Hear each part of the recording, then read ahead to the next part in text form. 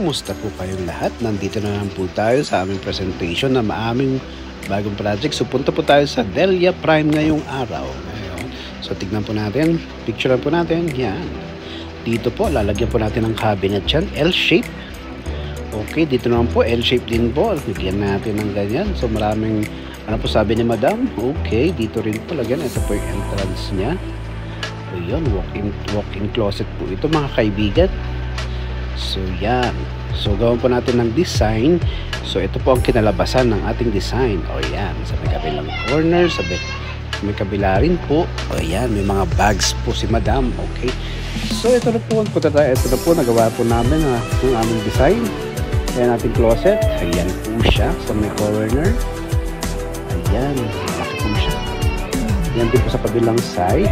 Malaki po ng ating closet. Kaya may mga hanger rods na rin po. Dagdagan po natin ng mga drawers para gumanda po siya at maging spacious ang lugar. Ayan mga kaibigan. So ayaw po na Madam na may cover. Gusto lang niya pong open. Kasi walk-in closet po na. Walk-through po natin. Nandito na naman po tayo. So pasok po tayo kaibigan. Ayan. Ito po siya. Nandyan po yung mga gamits natin. Okay. Dito po yung sa kabilang side. Tapos na rin po. Install din dyan. Okay, ang ganda po na labasan. Yan po na.